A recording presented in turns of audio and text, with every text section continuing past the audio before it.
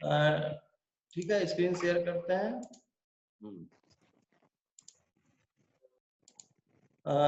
Today we are actually going to discuss about the method of manufacture of butter. Although we have already discussed the process of cream manufacturers and different type of cream which is actually used for different purpose, the method of manufacture of different cream is different, but here we are actually going to prepare butter. So how we can get good quality butter and how generally the dairy industry follow the standard method so that we can get the uniform quality of butter.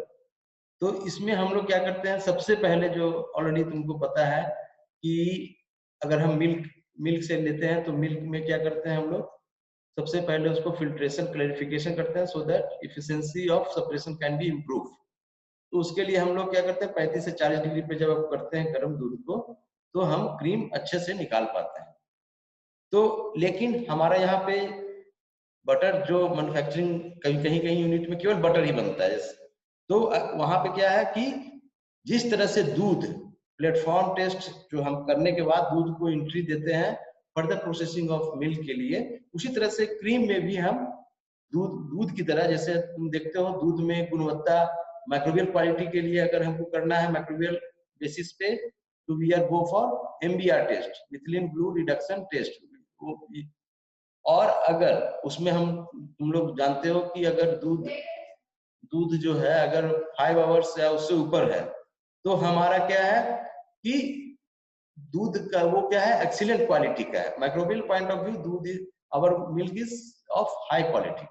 उसी तरह से हम अगर आधा घंटा से कम होता है तो MBR टेस्ट, तो MBR रीडिंग आधा घंटा या 45 मिनट आया तो that milk is actually rejected, that is not used for further processing. Similarly, here we are also for milk also we are go for क्या कहते हैं COB test, depending upon type of product going to be manufactured, हम लोग उसी तरह से अगर मान लो स्वीटन कंडेंस मिल्क बनाना है तो अल्कोहल टेस्ट सब वगैरह करते हैं, या फिर सीवियर ट्रीटमेंट देना है, ट्रेडिशनल प्रोडक्ट भी बनाना है तो भी हम लोग हाई हीट स्टेबिलिटी उसका देख सकते हैं। तो वो सब अलग अलग है। इस यहाँ पे हमारा क्या है कि when we are going for cream, when we are using the cream for butter manufacture, so first of all we are actually grading the cream, है ना। Here you can see grading of cream, that means you have to grade the cream according to the quality। जिस तरह से दूध का करते हैं grading, उसी तरह से यहाँ पे हम लोग ग्रेडिंग करते हैं। और इसको ग्रेडिंग करते हैं किस तरह से, जिस तरह से दूध में हम लोग ऑर्गेनोलेप्टिक टेस्ट करते हैं ना, the same thing is also applied on cream also. जैसे क्रीम आया, लीड खोला, उसका क्या करेंगे, स्मेल करेंगे उसका ऑर्डर और टेस्ट करके देखेंगे। अगर हमारा जो एक्सपीरियंस आदमी है वो ओके करता है तो क्रीम आगे बढ़ेगा, नहीं तो फिर वहीं पे हम वी कैन गो फॉर, जैसे हम लोग कैसे दूध में जैसे देखते हैं अगर किसी तरह का फ्लेक्स बना हुआ है, कर्डल हुआ पड़ा है, तो हम लोग रिजेक्ट करते हैं। उसी तरह से दूध में अगर हमारा, उसी तरह से क्रीम में अगर किसी तरह का स्मेल आ रहा है, खट्टा ज्यादा लग रहा है, या किसी तरह का एक्सट्रेनियस मटेरियल उसमें है, फॉरेन पार्टिकल्स है, तो हम उसको क्रीम को सेग्रीगेट करते हैं। So first of all we are go for grading of cream. तो फर्स्ट ग्रेड क्रीम कौन सा होगा, तो फर्स्ट ग्रेड क्रीम का लक्षण क्या होगा, स्वीट और स्लाइटली, हाँ स्लाइट स्वीट। दूध क्या होता है, हल्का स्लाइट स्वीट होता है ड्यू टू लैक्टोज। उसी तरह से हमारा क्रीम में जो है स्लाइट क्या होगा, स्लाइट मीठा होगा, मतलब फ्रेश जो क्रीम होगा वो स्लाइट स्वीट होगा। दूसरा उसको हम लोग फर्स्ट ग्रेड क्रीम कहेंगे। दूसरा जो हम लोग का होगा कि हल्का खट्टा है और कोगुलेटेड है ना, मतलब हल्का कोगुलेटेड मींस जो फ्लैग फॉर्मेशन के साथ देखो कि पार्टिकल साइज में कोगुलेट रहता है। अभी हम विस्तार से इसको बताएंगे कि भाई दे आर टेक प्लेस। तो कोगुलेशन मतलब कैसे दूध को जब हम है सो जैसे दूध है, सिंपल भाषा में जब तुम छेना बनाते हो तो साइट्रिक एसिड का जो वो डालते हैं, है ना, तो हम उसको क्या करते हैं, डालने के बाद कोगुलेशन जो हो गया, माने जो थक्का जमा ना, दैट इज कॉल्ड कोगुलेशन। जो कोगुलम बना उसको कोगुलम कहे, और उस प्रक्रिया को कोगुलेशन कहे, ठीक है ना। तो इसी तरह Yes, से sir. हम लोग जो है तो सेकंड ग्रेड क्रीम हुआ जो सावर है और कोगुलेटेड है, उसको हम यूज करते हैं, लेकिन आफ्टर हम आगे बताएंगे न्यूट्रलाइजेशन ऑफ क्रीम, जो न्यूट्रलाइजेशन करते हैं उसको ट्रीटमेंट पे लाना होगा तभी हम कर सकते हैं। और उसके बाद हम लोग रिजेक्ट करते हैं कैसे क्रीम को, जो कि बहुत ही ज्यादा खट्टा है और फर्मेंट है, और उसमें तुम Yes, देखोगे sir. गैस फॉर्मेशन हुआ पड़ा है, तो मतलब साफ उसमें स्मेल आता है, और खट्टा तो बहुत मार्केटली मतलब बहुत ज्यादा खट्टा होता है वो, और उसको हम लोग क्या करते हैं, that is not suited for, है ना, for processing of butter making और for any other type of cream manufacture. इस तरह से हम लोग करते हैं। इसके बाद तुमको ऑलरेडी पता है कि इसके आने के बाद हम क्या करते हैं, जिस तरह से दूध का हम लोग वेट लेते हैं so that we can give the money to the respective farmer on the basis of their milk, है ना। तो उसी तरह से क्रीम का भी ग्रेडिंग करने के बाद उसका वेट करते हैं, है ना। वेट करते हैं मतलब उसका कितना मात्रा में उसका क्रीम आया है, ताकि उसको हम उसका उतना अमाउंट क्रीम का जो है हम दे सकें। पता नहीं दूसरे नाम से लड़का कोई ज्वाइन कर रहा है, चलो कर देते हैं। हाँ, तो इस तरह से हम लोग क्या करते हैं, वेट करते हैं। उसके बाद फिर हम लोग क्या करते हैं, we can go for sampling, है ना। सैम्पलिंग समझ रहे हो, sampling means we prepare the sample for determination of fat, SNF, acidity और एनी अदर पर्पस, चाहे टोटल प्लेट काउंट करें, चाहे हम ईस्टर्न मोल्ड काउंट करें, तो सैंपलिंग करना मस्ट है ना। तो सैंपलिंग की भी एक प्रक्रिया है। जब तुम सेंसरी का कोर्स पढ़ोगे तो उसमें अलग से पूरे डेयरी प्रोडक्ट का उसमें बताया जाएगा, लेकिन सैंपलिंग जो हम करते हैं, सैंपलिंग कैसे करते हैं, सैंपलिंग में हम लोग सिंपली क्रीम लिया और क्रीम को, है ना, एक बीकर में लेने के बाद पूरा अच्छा से उसको मिक्स किया, है ना। इससे Yes, एक sir. एजिटेटर आता है या फिर कंबाइंड रोटरी एक डिवाइस होता है जो कि वर्टिकल मूवमेंट प्लंजर भी कहते हैं उसको, छोटा टाइप का स्टीयरर Yes, कह sir. लो। उससे बहुत बढ़िया से मिलाएंगे ताकि यूनिफॉर्म डिस्ट्रीब्यूशन हो जाए, जो भी एसिडिटी है जो उससे हम बढ़िया से मिक्स करेंगे। और उसके बाद Yes, फिर sir. उसको क्या करेंगे, अगर उसको रिप्रेजेंटेटिव सैंपल बनाएंगे ताकि उसका हम कहीं से भी ले तो फैट यूनिफॉर्म आवे, एसिडिटी जो क्रीम का वो यूनिफॉर्म आवे, SNF उसका जो है यूनिफॉर्म आवे। तो इस तरह से हम लोग क्या करते हैं, सैंपलिंग करते हैं। तो सैंपलिंग कर लिए, उसके बाद फिर क्या है, we go for testing. Tasty. हम लोग तुमको बताए थे कि क्रीम से जो हम बटर बनाते हैं, सो द ऑलरेडी हम बताए थे कि बटर में कितना % फैट होता है, 80% से कम फैट नहीं होना चाहिए, और व्हाइट बटर में 76% होता है। व्हाइट बटर कर लो या है ना, देसी बटर कह लो, जो मक्खन कहते हैं, Yes, sir. उसमें 76% फैट हो, लेकिन हमारा जो बटर है उसमें 80% से कम फैट 80% से above से होता कम है. नहीं होना चाहिए। Yes, sir. तो Yes, sir. इसीलिए हम लोग क्या करते हैं, टेस्ट करते हैं so that we can standardize the cream for butter making. और generally when we are adjusting the, यहाँ पे स्टैंडर्डाइजेशन है, when we are adjusting the level of fat generally in the range of 30 to 40%, then we can get the 80% fat in the final product, that is the butter। तब उसमें तुम 80% से ज्यादा fat थोड़ा सा पा सकते हो। तो हम लोग टेस्टिंग में क्या करते हैं, टेस्टिंग लेने के लिए क्या करते हैं, generally after making a representative sample, we, है ना, we analyse the cream for fat, SNF, acidity of cream, ये सब इसको हम स्टैंडर्ड मेथड से उसको नापते हैं। तो क्रीम का कैसे निकालते हैं एसिडिटी, सब प्रैक्टिकल में बताया गया है, और जिसने नहीं अटेंड किया उसको फिर से हम उसको भेज देंगे, तुम अपने कॉपी में उसको बढ़िया से लिख करके, और उसको अगर कोई दिक्कत होगा तो फिर पूछ सकते हो। जैसे दूध का हम लोग एसिडिटी निकालते हैं, जस्ट लाइक उसी तरह से सेम मेथड हम लोग अडॉप्ट करते हैं क्रीम डिटर्मिनेशन में, एसिडिटी निकालने के लिए भी और फैट निकालने के लिए भी। तो क्रीम के लिए ऐसे हम लोग चाहे तो मिल्क ब्यूटारोमीटर से भी निकाल सकते हैं, लेकिन हम लोग क्रीम ब्यूटारोमीटर अलग से आता है, तो क्रीम ब्यूटारोमीटर यूज करके हम लोग क्रीम का फैट निकाल लेते हैं। उसके बाद हम लोग क्या करते हैं, स्टरडाइज करते हैं उसको, है ना।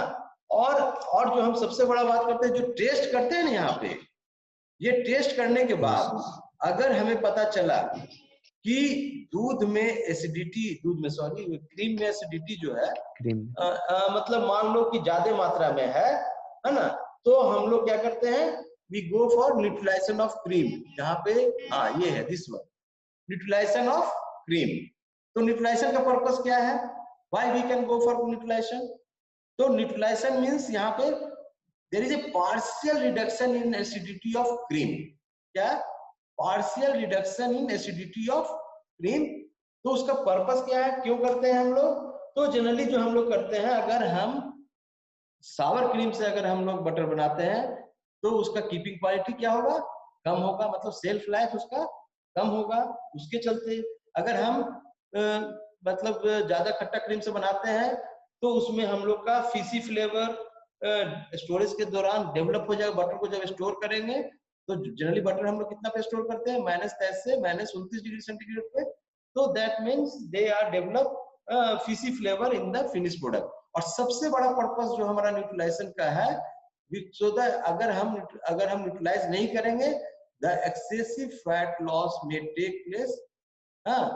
That means the fat is go with the butter milk. So there is excessive fat loss in the butter making. So to avoid the excessive fat loss in butter making, we can go for neutralization. अब हम ये बताना चाहेंगे, जो किसी ने पूछ रहा था कि कोगुलेट कैसे कर जाता है, तो देखो जब सावर क्रीम जो होता है, अगर उसका हम करेंगे तो सावर क्रीम में मैंने बताया था कि क्या होता है, कुछ पार्टिकल, कुछ है सो केजीन होता है, जो हम परसेंटेज ऐसे निकालने का फॉर्मूला बताए थे। तो उसमें क्या कौन कौन सा होता है, उसमें केजीन होता है, लैक्टोज होता है, कुछ मिनरल्स होते हैं। तो केजीन क्या करता है, केजीन जो है हमारा वो क्या करता है, फैट के साथ जब हम उसको, है ना, जो खट्टा होने से क्या होता है, वो फैट ग्लोबुल के साथ ट्रैप करके, है ना, कार्ड के साथ जब हम करते हैं, चर्निंग करते हैं, उस समय वो चला जाता है बटर मिल्क के साथ, और इस तरह से हेवी फैट लॉस होता है हमारा। तो प्रोडक्शन पॉइंट ऑफ व्यू से और मतलब plant operation efficiency point of view से, जो डेयरी इंडस्ट्री का एक प्लांट ऑपरेशन एफिशिएंसी पढ़ोगे तुम डेयरी प्लांट मैनेजमेंट में, उसमें एक बहुत बड़ा फैक्टर ये है कि इस प्रोसेस को अगर हम कंट्रोल नहीं करते हैं तो हमारा हेवी फैट लॉस हो सकता है। हाँ, लेकिन अगर हमारा क्रीम फ्रेश क्रीम का है तो there is no need of any neutralisation. But generally in dairy industry we are collecting cream, then when kept for overnight, then certainly some acidity will be developed. So it is advocated that the cream should go for neutralization. और neutralisation भी हम लोग क्या करते हैं, दो तरह का न्यूट्रलाइजर यूज करते हैं। One is soda, and what are the common soda that is used for neutralization? That is sodium carbonate, sodium bicarbonate और मिक्सचर ऑफ बोथ। उसके बाद है लाइम आता है। लाइम इस क्या है, लाइम में कैल्शियम हाइड्रोक्साइड है और मैग्नीशियम हाइड्रोक्साइड है और मिक्सचर ऑफ टू। तो ये हम लोग ऐसो लेते हैं न्यूट्रलाइज करने के लिए। हाँ, लेकिन अगर हम ओवर न्यूट्रलाइजेशन कर देंगे, सपोज ओवर न्यूट्रलाइजेशन करेंगे तो क्या होगा कि हमारा उसमें क्या होगा, हमारा कि उसमें हमारा जो है बटर जो है फ्लैट फ्लेवर का होगा, और उसमें जो प्लीजिंग अपीयरेंस जो आता है बटर में, we will lose the that characteristics of the unique flavor of the butter। तो वो लॉस कर सकते हैं। इसलिए हम लोग क्या करते हैं कि ओवर न्यूट्रलाइजेशन भी नहीं करना है। That is why we are actually determining the fat, determining the acidity. और जैसे मैंने बताया था पहले भी कि अगर हम क्रीम को, अगर हमको क्या कहता है, चर्निंग करना है, जब तो उसकी एसिडिटी 0.06 से 0.08% लैक्टिक एसिड के टर्म में होना चाहिए, तभी हमारा है सो आगे चलेगा। तो इस तरह से हम लोग जो न्यूट्रलाइजेशन करते हैं तो दोनों का यूज करते हैं, जिसको कहते हैं डबल स्टेज न्यूट्रलाइजेशन। क्या कहते हैं, डबल स्टेज न्यूट्रलाइजेशन। और सब न्यूट्रलाइजर का अलग अलग न्यूट्रलाइजेशन फैक्टर है। तो इसका न्यूमेरिकल जो है कि how we will calculate the amount of neutraliser that should be added to get the desired acidity in the cream, so that we can not only get the best quality butter, uniform quality butter, but at the same time we will also able to overcome the excessive fat loss in butter। तो इस तरह से हम लोग जो है इसको adopt करते हैं, और सभी न्यूट्रलाइजर का अलग अलग न्यूट्रलाइजेशन फैक्टर होता है, उसको हम आगे बताएंगे कि कैसे, जो प्रैक्टिकल क्लास में, कि कैसे हम हैसो न्यूट्रलाइजर का अमाउंट निकालेंगे और उसको हम कैसे करेंगे। जैसे हमने बताया कि अगर तुमको बटर अगर तुमको तुरंत कंज्यूम करना है तो उसमें अगर हमारा एसिडिटी 0.25 से लेकर 0.3% रहेगा तो we can go for butter making. But if you have to keep the butter for a longer period, suppose there is a surplus cream is coming in the your plant, and the marketing is not actually meet the demand, not actually able to मतलब marketing all the cream which is available, or for the amount of butter which is available at the plant is not successfully sell into the market, then हमको अगर store करके रखना है लंबे समय के लिए, तो जो मैंने बताया कि 0.08 से 0.06 से 0.08% लैक्टिक एसिड होगा, तब हम उसको लंबे समय के लिए रखेंगे। तो मैंने बताया था कि एक क्या हो सकता है, जब हम लंबे समय के लिए रखेंगे तो there may be chances of fishy flavor development when we keep the butter at -23 degree centigrade to -29 degree centigrade। ठीक है, इस तरह से हम लोग, और दोनों का न्यूट्रलाइजर का अलग अलग मतलब क्या कहता है स्पेसिफिकेशन, दोनों का अलग अलग प्रॉपर्टीज है। So far as properties is concern, अगर हम बात करें तो जो हमारा लाइम होता है उसकी सॉल्युबिलिटी लो होती है, वेयर एज सोडा है हाई सॉल्युबिलिटी। उसी तरह से प्यूरिटी की बात करें तो soda having high purity whereas lime has low purity. उसी तरह से अगर न्यूट्रलाइजिंग स्पीड की बात करें, neutralising speed, the neutralising speed of lime is slow whereas the soda has high neutralizing capacity, that means the rate of neutralization is fast, or foam formation is actually visible in case of soda, or but in lime there is no foam formation. Or so far as cost is concerned, lime have a low cost whereas soda have high cost. Similarly, over neutralization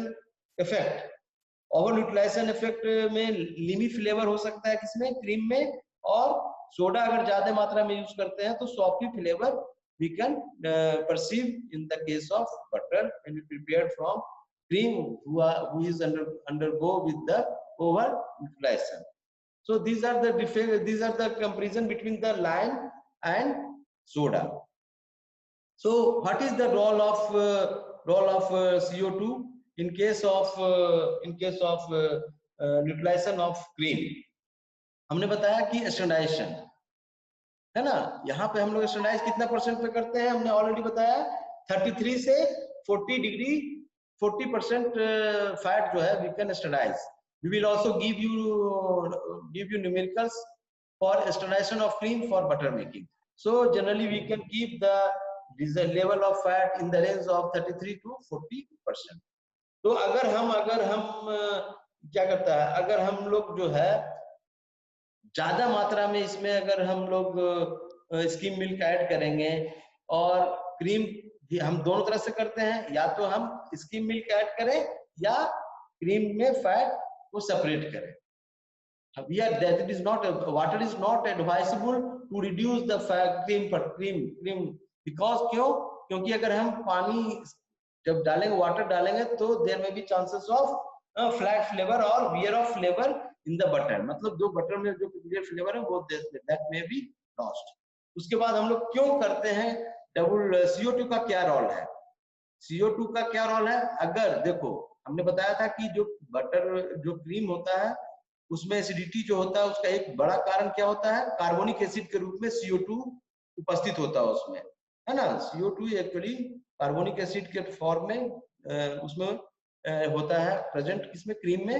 तो जब हम neutraliser से जब soda से हम जब उसका treatment करते हैं तो क्या करता है, वो ज्यादा एसिडिटी दिखाता है, that shows higher acidity, but they are actually not take part in the, उसके साथ रिएक्शन में पार्ट नहीं लेता है वो। लेकिन अगर हम उसको कंसीडर करेंगे और हम सोडा उसी के अनुसार मिलाएंगे तो क्या हो जाएगा, there may be chances of over neutralisation of cream. So that is why we have to consider the level of CO2 also. It depends upon माने सिविरिटी ऑफ सावर, कितना ज्यादा खट्टा है ना, extent of sourness in the cream. अगर cream ज्यादा खट्टा होगा तो हमको है सो उसी अनुसार क्या कहता है न्यूट्रलाइजर को यूज करना है। और CO2 का लेवल भी अगर ज्यादा खट्टा हो तो CO2 का लेवल भी, फोम फॉर्मेशन भी CO2 के चलते ज्यादा होगा। और इसी वजह से हम लोग डबल न्यूट्रलाइजेशन का क्या पर्पस है, तो जैसे मैंने बताया कि to hide the intense flavour of large amount of any of the neutraliser, किसी भी न्यूट्रलाइजर का जो है जो इंटेंस इफेक्ट है उसको हम ऐसो बहुत हद तक कंट्रोल कर सके खास करके। और दूसरा बात क्या है कि हमारा अगर डबल न्यूट्रलाइजेशन नहीं करेंगे तो हमारा जो फैट लॉस होगा बटर मिल्क में बहुत ही ज्यादा होगा। So to avoid the production of excessive CO2 by use of sodium carbonate with high acid cream. तो अब हम लोग कैसे करके सीक्वेंस मेंटेन करेंगे न्यूट्रलाइजेशन का, how we can follow the procedure of neutralization so that we can able to get optimum neutralization in the cream so that we can get the best quality butter। हमने बताया कि ज्यादा करेंगे, lime से भी ज्यादा करेंगे तो लीमी फ्लेवर आ जाएगा, सोप का ज्यादा मात्रा होगा तो सोपी फ्लेवर आ जाएगा। तो इस तरह से हम लोग जो है इस तरह से हम लोग इसको कंट्रोल कर सकते हैं। तो सबसे पहले हम लोग को क्या करना है, लाइम से ट्रीटमेंट करना। First of all we have to use lime neutraliser that is CaOH2 मतलब कैल्शियम हाइड्रोक्साइड और मैग्नीशियम हाइड्रोक्साइड। और सो दैट वी उसमें क्या करेंगे, hot care we have to take care. जो हम डबल न्यूट्रलाइजेशन करेंगे खास करके जो सावर क्रीम है उसमें करना है, that is not advisable for the fresh cream. सो हम लोग क्या करेंगे, first of all we use lime. Lime means that is calcium hydroxide, magnesium hydroxide और मिक्सचर ऑफ बोथ, है ना। तो इससे हम लोग क्या करेंगे, by using lime we can bring down the acidity of sour cream to 0.3 to 0.4%। उसके बाद नेक्स्ट में हम लोग क्या करेंगे, we are using soda. Soda means here sodium carbonate, sodium bicarbonate, है ना। और to bring down the acidity to the desired level. Desired level क्या होगा ऑलरेडी बता चुके, लंबे समय के लिए रखना है तो बटर में कितना एसिडिटी होना चाहिए, और अगर हम तुरंत कंजप्शन करेंगे, तुरंत मार्केट में भेजना है तो हम उसके लिए कितना रखेंगे। तो that I have already discussed. Now comes into the pasteurisation of cream.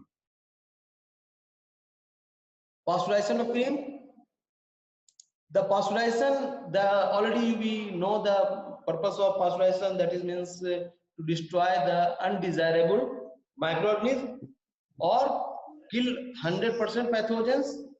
दूसरा क्या है, to inactivate enzymes present in the milk, present in the cream, so that we can actually improve the keeping quality of the butter। एक तो ये purpose है।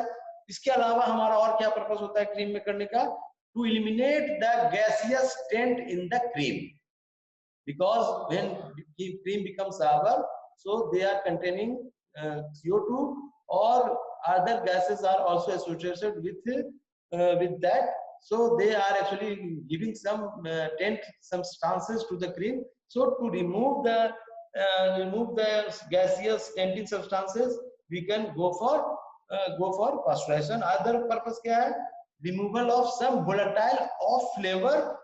Of flavour क्या क्या हो सकता है, सपोज अगर तुम्हारा क्रीम जो बना है वैसे दूध से जो फीडी फ्लेवर का शिकार है, या ऐसे दूध से बना है जो वीडी फ्लेवर का शिकार है। जो हमने बताया था मिल्क में जो डिफेक्ट होता है, अगर दूध हमारा देखोगे कभी कभी तो जो दूध पीते हैं हम लोग तो फीडी फ्लेवर आता है, क्या कोई खास फ्लेवर का, अगर मान लो कोई वीट्स है उसको अगर हम लोग पशु खा लेता है तो पशु से क्या है, उसके दूध में गया, दूध से फिर ब्लड गया, ब्लड में गया, ब्लड से दूध में आया, तो दूध में आने के बाद वो क्या कहता है कि उसका भी वीट का भी ले लेता है। देखोगे कि sometimes you observe that your milk is observe with weedy flavour, that is very undesirable and consumer not accept such type of milk। Similarly there may be chances of comes of feedy flavor or VD flavor in the cream। So when we pasteurize the cream, definitely we can able to overcome these defects in the cream। तो इस तरह से अब हम लोग already जानते हो कि हम लोग क्रीम में कितना टेम्परेचर देते हैं 71 डिग्री सेंटीग्रेड फॉर 20 मिनट्स और any time temperature combination which gives the similar effect. Similar effect का मतलब ये है वही जो हमारा 100% मतलब माइक्रोऑर्गेनिज्म रिमूव होना चाहिए और हमारा जो भी एंजाइम्स है that should be inactivated, any type of gaseous substance should be remove, any type of volatile off flavour should be remove, either फीडी flavour और वीडी फ्लेवर, ये सब रिमूव होना चाहिए। इस तरह से हम लोग करते हैं और ऑलरेडी तुमको पता है there are 3 methods of pasteurization for cream. One is holder pasteurization, that is called LT pasteurization, and another one is ST pasteurization, or a third one is vacuum pasteurization of cream. So these are 3 processes we are actually employed for the pasteurization of cream. That is actually depends the choosing of the any of the method of pasteurization depends upon the volume of operation of the cream.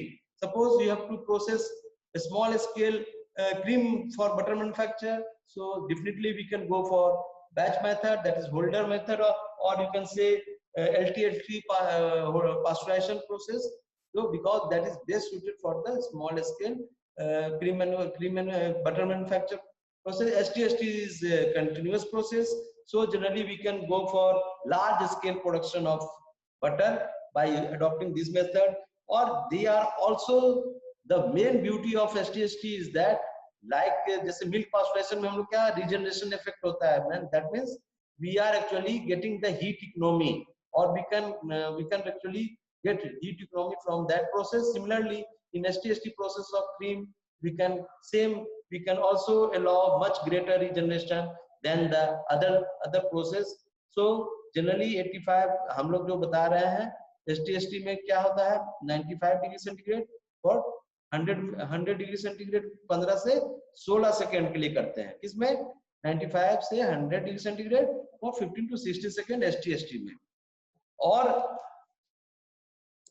हाँ, इसके बाद हम लोग एक चीज जो इसमें बताना चाहते थे, that is very much important, जब हम क्रीम में एक्सेसिव हीट ट्रीटमेंट देते हैं तो व्हाट आर द इफेक्ट। इसके बाद इसमें टाइम खत्म हो रहा है तो इसको बता करके नेक्स्ट टाइम हम कूलिंग और एजिंग से स्टार्ट करेंगे।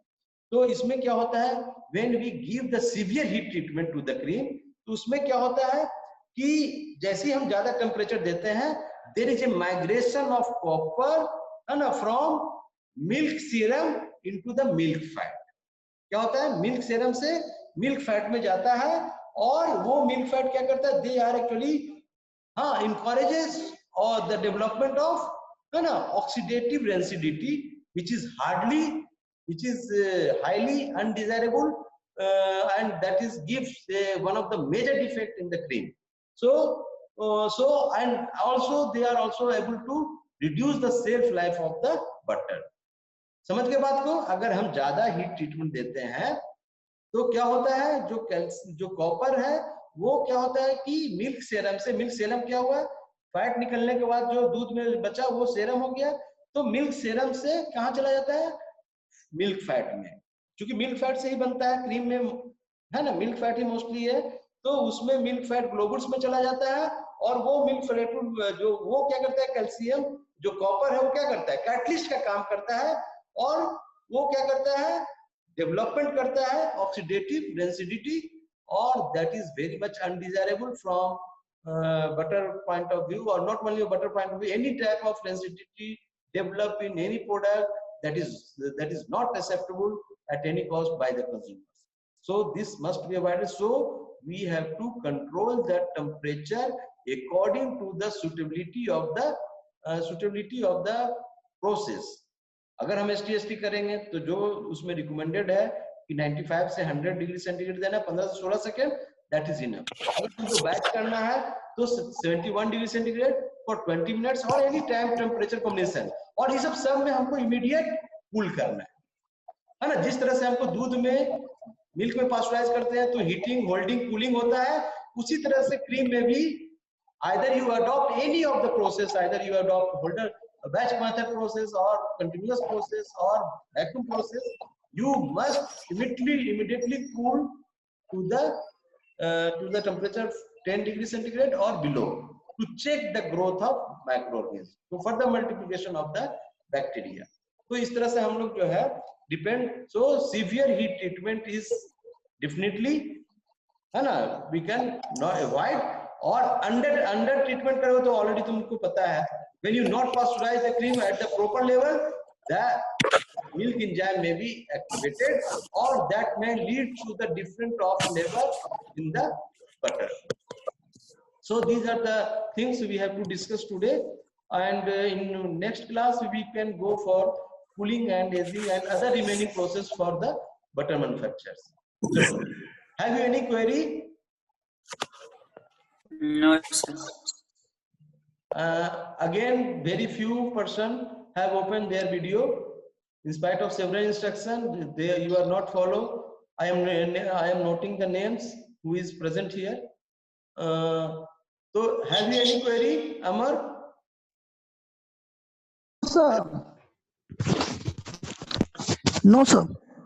Prasanjit? No, sir. Pranav? No, sir. Arvind? No, sir. Have you understand all the things what I have discussed today? Yes, sir. Sir, समझ गया. Yes, sir.